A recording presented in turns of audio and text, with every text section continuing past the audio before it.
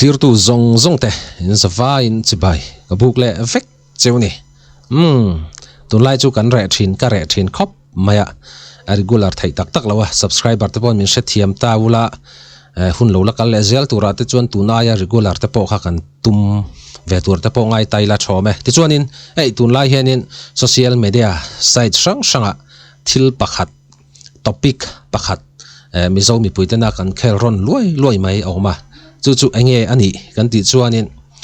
mizo aob in dot dan ti danglam tu ruam man nauma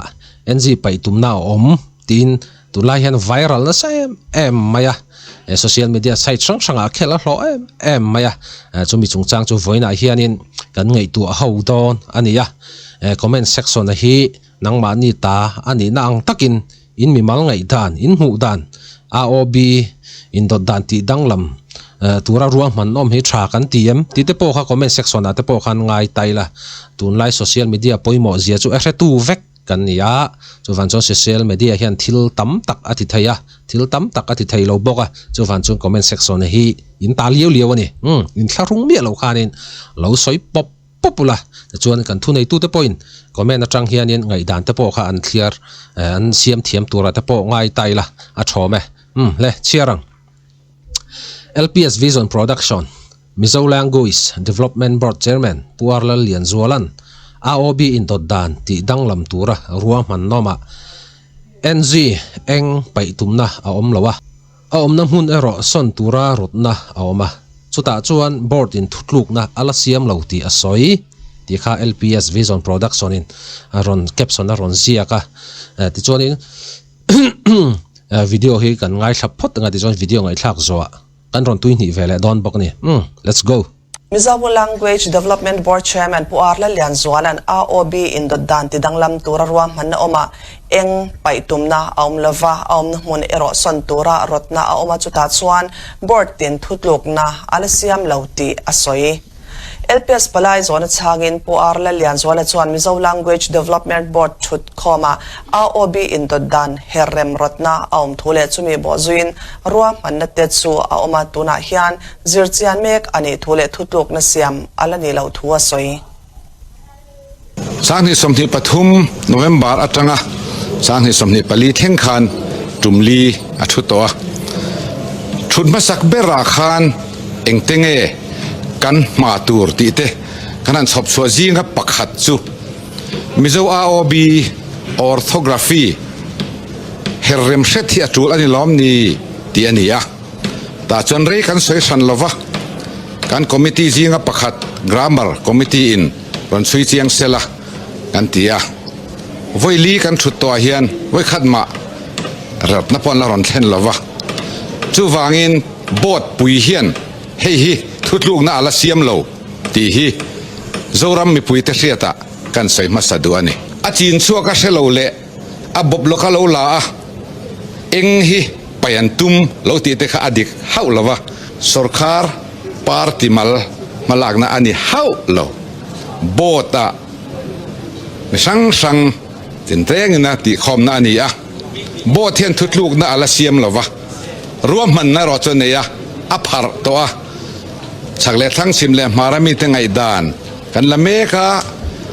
kan in zirtir mek zelani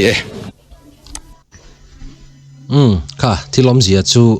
Mizo Language Development Board Chairman Puarlal Lian Zualan khanin asoi chiang viau me tunlai social media ni china video tira kan soyang khanin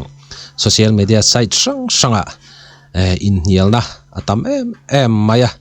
eng pai tumna omani tin social media viral na sem maya kha tuna chuang kha thu thang dik lawani ti kha kan hret chiang ta ma se eng NG pai tumna ni lovin a om hun allocation kha son tumna zok kha ani ti kha kan hret chiam chhotura te po ngai taila ti chuanin thil pakhat kan soi du chu keini chim lampang hianin hemi mar lampang ina eng in ti hi NG tin kan lama mar lampang chuanin eng tin in lam ve thunga chim lampang tong hi tlemin adang lam deuh hleka khalai vela te pawh khan thlir tu le ngai hlu tu te pawh khan in min lo hre thiam taula kan hmelen ang lowang bokin chim le ma tong hi tlemin kan pronounce hi adang lam deuh hleka ni ti kha kan soini ta se NG ti ka lo lam ani pawh khanin eng tianga soya khan lam ti khan mi lo ngai sak mai don ne ti chuanin kha tuna khanin puar la lian zola khanin thilom dan kha ron soita social media tun lai hian hemi chungchang hi an politicize na sa ya ZPM political party bai nan tak tam takin an manga tuna khan kha thilom zia kha ron soito atun ma tanga he thil hi lo om to ni thu te po kha kan ngai thla to ti chuanin hey eng kha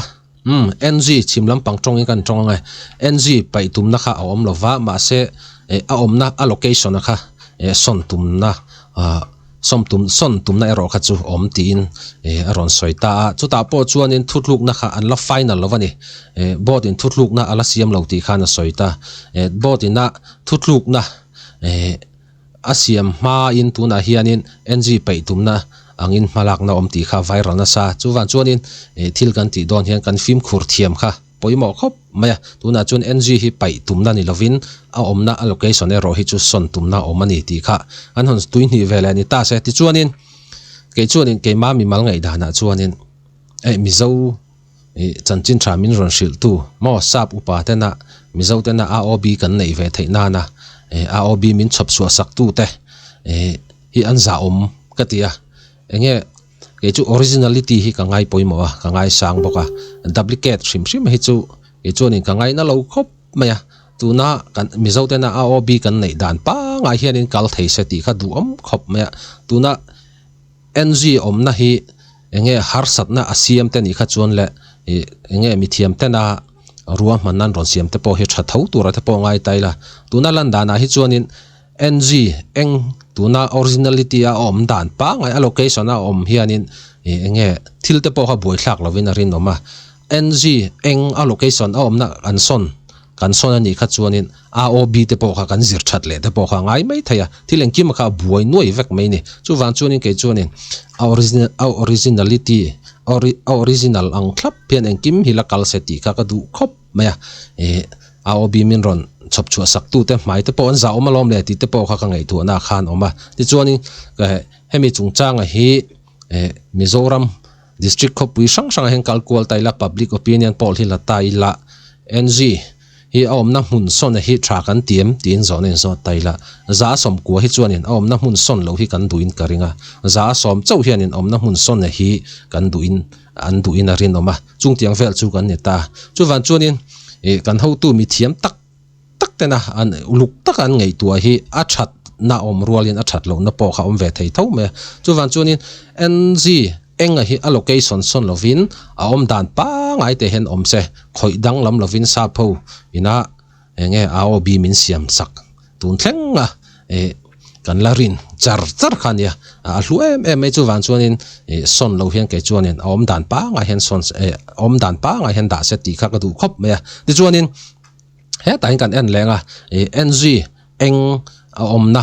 mun an son don chon om na tur mun ate po kha tam takin kan shedu mai thaya kha te po kha kan en ho tura te po ngai taila thome ti chuanin ei comment na hianin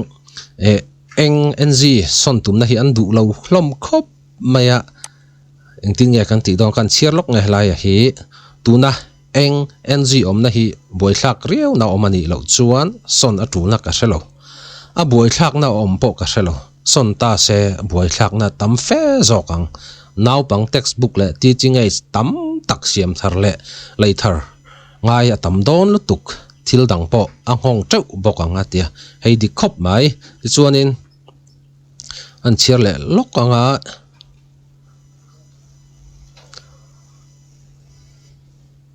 social na ana sata wangin minister in press meet anei tir le to ani hi a ti te ti chuanin mi tam tak comment ka chiara AOB hi angaya kalpuidu 90% vel zet an omin ka ring ma se rorel tu te thutluk nai ro 10% vel lama atlu mai thai aron ti boka ti chuani zir that le kan ngai don ani chu aron ti le ta kha comment sa hi athalom khop maya ni china kan soyang khanin comment section hi in ta ania chu fan chon tu na hianin eng NG omna allocation hi son tura ruwa manna om chau khania board khan in thutluk na la siam lova in comment tam tak atang hianin board member te ho po hianin thutluk na te po an siam ve mai thai chu wan chuanin lo in thlahung lo in thlahung lutuk lo la comment section a khanin enge NG eng omna hmun atanga son tumna oma hi in ngai dan in pomzong aniam pomzong ni loem ti te po kha lo ziak lo thai lang ve tur kan han som hal bok cheu ni ti chuanin tuna in hial na tam tak eng NG son tum na kha khoi hmuna nge NG chu om to don tin mi tam tak kan buya chu kan en ho don ani en ho wang o